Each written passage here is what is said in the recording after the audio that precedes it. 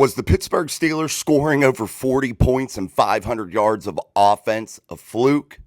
Or is this something to be excited about for the future? Welcome back to Mike Drop Sports, everybody. I'm Jason. Let's dive in after a big Pittsburgh Steelers win in Week 13 against the Bengals, scoring 44 points. However, giving up a shit ton of points with 38 points given up by the Pittsburgh Steelers.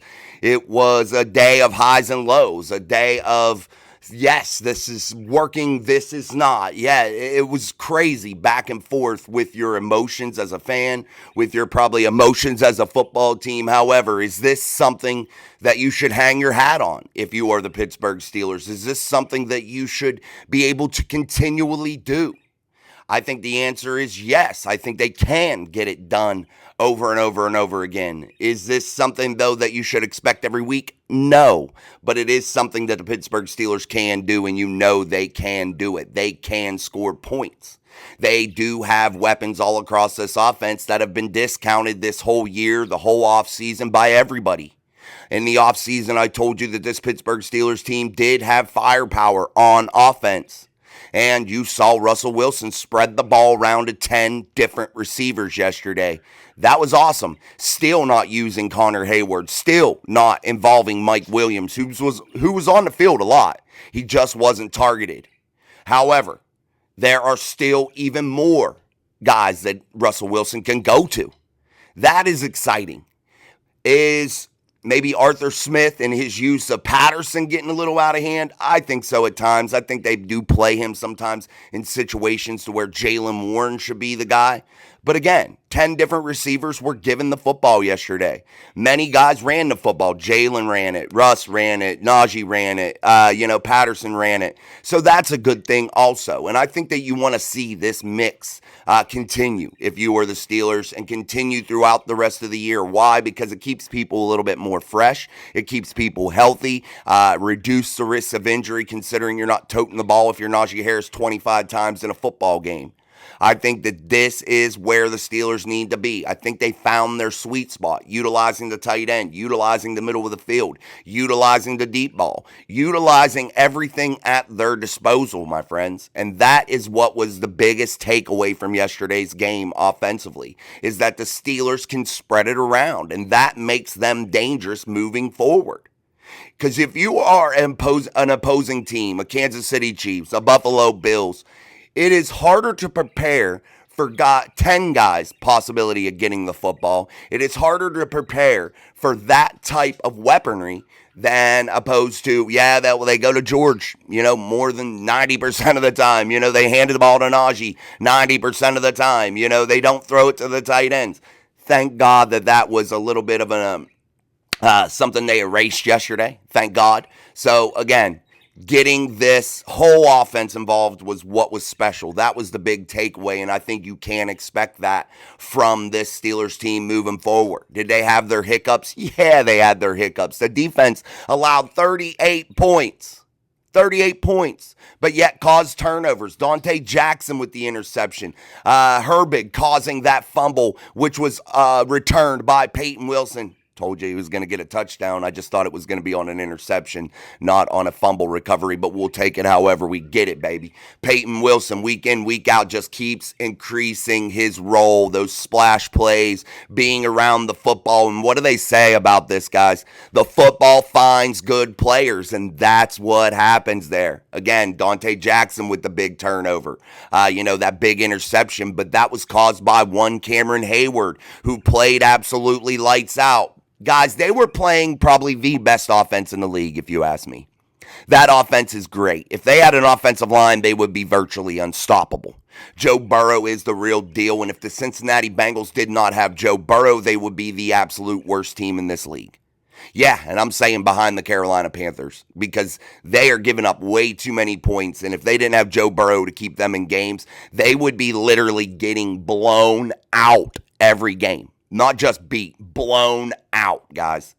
So, yes, the Steelers took advantage of that weak defense on the Cincinnati Bengals team. They took advantage of that, and rightfully so. That's what you want to see, and I know people will say, well, that Bengals defense was weak. They should have scored that many points. Okay, yes. Because why? You want to take advantage of the situation each week. And that's what the Steelers did. And that's what the Bengals did. They took advantage of what they do best, and that is offensive football. But you have to give this to the Pittsburgh Steelers defensively. They kept coming after them. You always want to see that. They never quit. They kept coming after Joe Burrow. And what does that do? It causes those turnovers. It causes those splash plays. And what did we say in the pregame show that was going to be the difference in this football game? It was going to be which defense made a stop or two extra. And that was the Pittsburgh Steelers defensively. That's why I like the Steelers to win this game, because both teams were going to score. Both teams are going to put up numbers. But which defense could stand up in the big moments? Which defense wouldn't quit? Which defense wouldn't stop the pursuit of a turnover? And that was the Pittsburgh Steelers defensively. And I think that was a great test for the Steelers, considering what they are on offense, the Cincinnati Bengals, what they are on offense. I think moving forward, I think after playing a team like Cincinnati offensively, it makes you as a defense 1,000 times better, because now it's going to be a little bit slower. Things are going to come to you a little bit more when you play other teams, because other teams aren't doing that, what they're doing on offense. Yeah, you might run into the Bills, who can put up some points and things of that nature. The Ravens can put up some points, but the Ravens, again, lost yesterday. So yeah, if you're the Steelers defense, there's some good takeaways that you're going to definitely have a little bit more of a slowed down time with other offenses, and that is special in my opinion. I think that that's what that does for you. Yes, it was a little bit of a thumping. You gave up 38 points, but you rose up in big occasions, which you haven't been doing at times here in the last few weeks. You haven't. You failed against the Cowboys to seal a game. You failed to seal the game against the Browns late in the game. So, yeah, but those losses weren't totally on the defense at all. But, again, you didn't come up in those big moments, but they did yesterday. They did yesterday. We told you they would rebound after that big loss on Thursday night. Now the Steelers sit, what, guys? 9-3. Looking at a Baltimore Ravens team that has lost 5 games. Looking at a Cincinnati team that the Steelers just knocked out of the playoffs yesterday. Looking at a Browns team that was horrible, that isn't going anywhere. Yeah, they'll win a few more games, but they're not going anywhere. They'll be watching the Steelers play playoff football on the couch. Now you look at this Baltimore Ravens team and you say to yourself, if they lose many more games, they might not even make the damn playoffs. And for the team that was supposed to be in the basement of the AFC North, they sit atop of the AFC North. They sit atop as the kings right now of the AFC North. The team that was supposed to be at the bottom is not at the bottom. And remember the national media trying to force feed that into your mind. And what did we tell you this football team was going to be able to do? Not be the basement dweller. They were going to be highly competitive. They were going to be able to be there when the dust settles at the end of the year and have a chance to win this division. We told you that. They went 5-1 in 2023 with a way far less of a football team than what they have right now. And now they sit, 3-1 or 2-1? Yeah, 2-1 inside of the division. Hopefully they'll repeat that 5-1. Boy, that would be special. The Steelers have a chance to get to 13 wins, guys. They really, really do. They really do. I think it's more along the lines of what Sean said. I think it might be 12-5. I think the Steelers lose 2 more games. I'm not sure to whom, but I think they probably lose 2 more. But wouldn't it be special if the Pittsburgh Steelers just went out there and ripped off wins and finished 13-3? Wouldn't that be or 14-3 rather? Wouldn't that be special?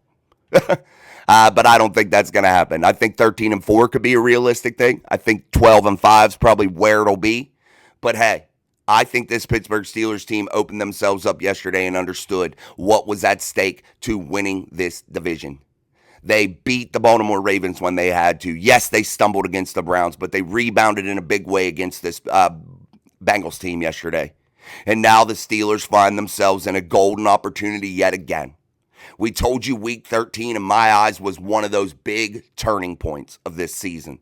It was either are you going to put it up and get moving and start the momentum back in your favor, or were you going to just come and cave and fold and say, we lost, but we're still okay? No, this Steelers team rose to the occasion, and that's what you wanted to see. Week 13 was pivotal. Was it a must-win? No, but it was a very pivotal matchup, a very big week for the Steelers in terms of what is going to happen for the rest of this year. We told you that before the game, and they proved it during the game. This Steelers team is for real, my friends. They are one win away from becoming double-digit win a double-digit win team in 2024.